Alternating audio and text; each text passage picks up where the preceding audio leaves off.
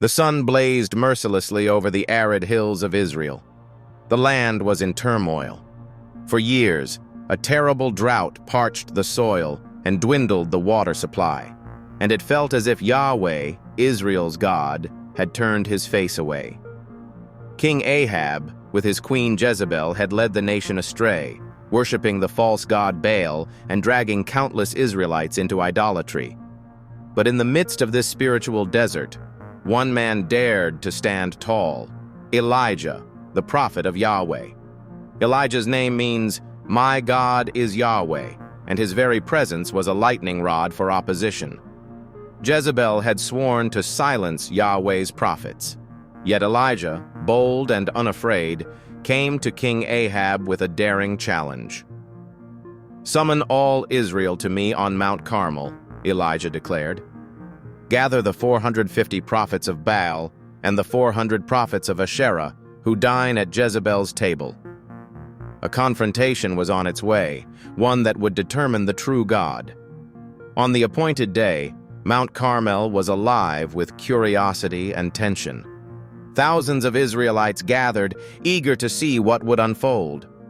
On one side stood the prophets of Baal, clad in resplendent costumes, chanting their hymns. On the other stood Elijah, alone, humble, yet firm. "How long?" he shouted, his voice slicing through the murmuring crowd. "Will you limp between two opinions? If Yahweh is God, follow him. But if Baal, then follow him." The silence of the Israelites was deafening, and so Elijah laid down the rules. "Bring 2 bulls. Let the prophets of Baal choose one, cut it into pieces, and lay it on the wood. I will do the same. But we will not set fire to our offerings. Instead, we will call on the name of our gods, and the God who answers by fire. He is God." The people agreed, and the prophets of Baal began their ritual. From morning till noon they called out, "O Baal, answer us!" But there was no response. Elijah, watching them, couldn't help but mock. "Shout louder! Perhaps he's deep in thought or busy or traveling. Maybe he's asleep and must be awakened." Emboldened, the prophets cried louder, even slashing themselves in a gruesome spectacle. Yet Baal remained silent, proving his impotence.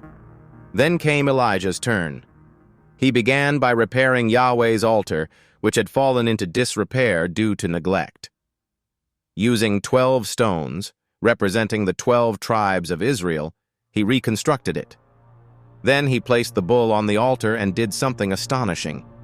He ordered 4 large jars of water poured over the wood and the offering.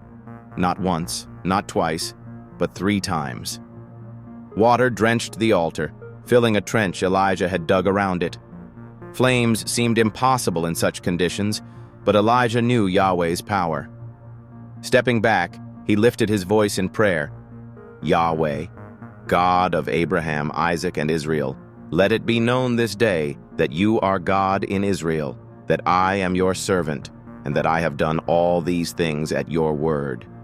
Answer me, Yahweh, so these people will know that you, Yahweh, are God, and that you are turning their hearts back again." Drum roll. The world seemed to hold its breath. And then it happened. A bolt of fire shot from the heavens, consuming the altar, the offering, the wood, the stones, even the water in the trench. The people fell face down, crying, "Yahweh, he is God! Yahweh, he is God!" Elijah, riding the momentum, commanded the people to seize the prophets of Baal, who were promptly executed, a sweeping end to their blasphemy. But Elijah's work wasn't done.